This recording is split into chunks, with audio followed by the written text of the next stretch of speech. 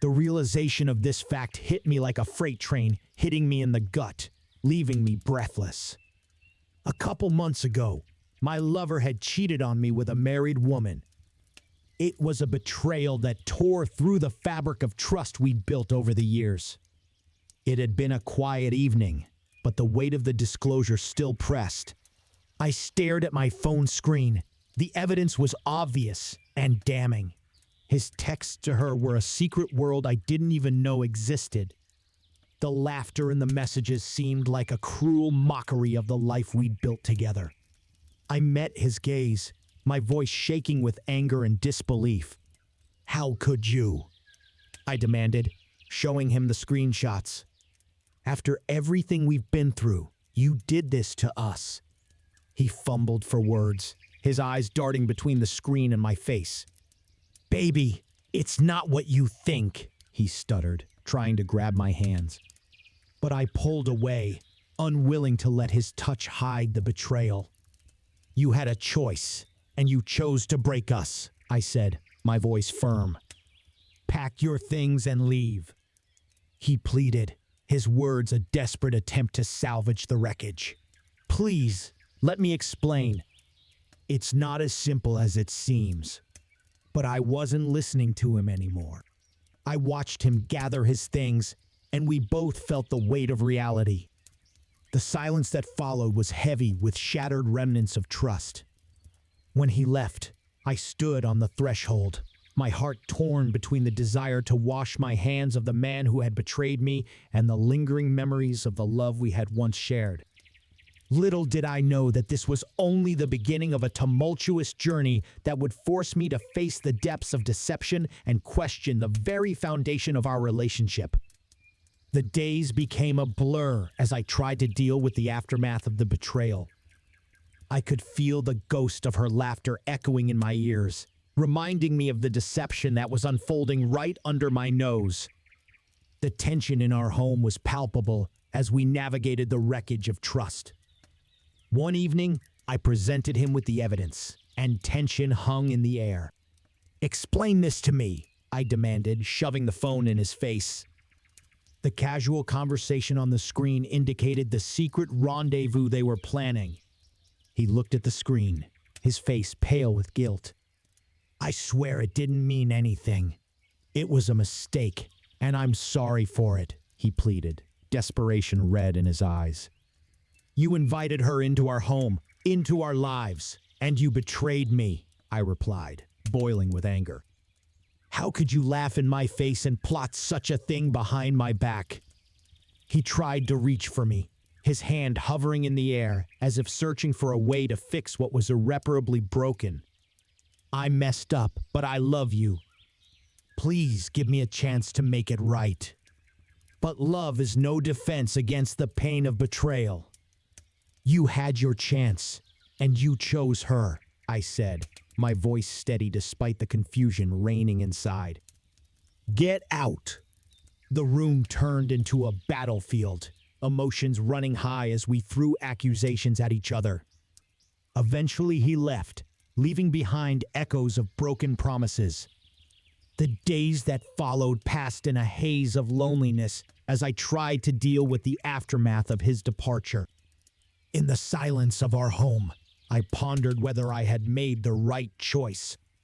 What I didn't know was that this was only the prelude to a more complicated story that would force me to confront the layers of deception lurking beneath the surface. The days without him stretched on in an endless void, and I began to be haunted by the memories of his infidelity. It was in this desolate atmosphere that curiosity led me to discover a hidden trove of deleted messages on his phone, a Pandora's box of lies that threatened to unravel what was left of our shattered relationship. As I scrolled through the incriminating messages, a new surge of anger swept over me. This wasn't a one-time mistake, but a carefully concealed deception. I shook it off, rage blazing in my eyes. "What the hell is this?" I demanded, bringing the phone up to his face. His eyes widened with shock and confusion contorted his features. "I don't know what you're talking about," he stammered, trying to regain his composure. Don't play dumb. I recovered the messages, and they say something completely different, I replied, my patience wearing thin. You thought deleting them would erase the truth, but I'm not that naive. He fumbled for words, his excuses not resonating. It's not what you think. I can explain, but I was done with explanations. You don't stand a chance anymore. Get out before I expose you as a liar.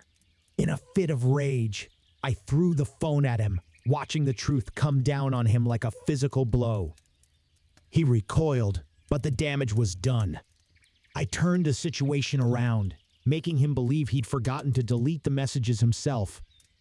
It was a risky move, but the satisfaction of seeing him squirm was worth it. When he left, confusion reflected on his face. I blocked her number and decided to move on, confident that I had the upper hand in this twisted game of love and betrayal. Little did I realize that the journey had just begun, and the tangled web of deception was far from unraveled. Days turned into weeks as I struggled with the aftermath of the revelations. Despite the fact that I had blocked her number, my constant curiosity never left me. Who was this woman who had so unceremoniously invaded our lives? I had her picture, but there was still a missing link: her identity. Determined to get to the bottom of it, I plunged into the shadows of the internet. Backward searches, painstaking questioning, and countless hours led me to her name, address, and even details about her family. It was a disturbing journey into the private life of the woman who had shattered my world. One evening, armed with the knowledge I had gained, I created a fake profile and contacted her unsuspecting husband. The conversation was intense, my fingers dancing across the keyboard as I exposed the infidelity unfolding right under his nose. You'll have to see for yourself, I typed, attaching incriminating evidence. Your wife and my partner lied to both of us. The response was swift, the phone ringing, crackling with tension. Who the hell are you and what is this? He demanded. I took a deep breath, recounting the sordid story that had unfolded in my life. I thought you deserved to know. I couldn't live with the guilt of hiding the truth from you. He listened, shock and anger mixed in his voice. I need time to think it over, he finally said. We hung up, leaving the revelation to settle into the silence of the night. It was a weight off my shoulders, but the consequences were unknown. A few days later, he called again, and there was gratitude in his words. I confronted her, and she couldn't deny it. Thank you for shedding light on this. I felt a strange sense of accomplishment, knowing that not only had I confronted the truth in my own life, but I had given another person a chance to do the same. As the days passed, I reflected on the chaos that was unfolding all around me.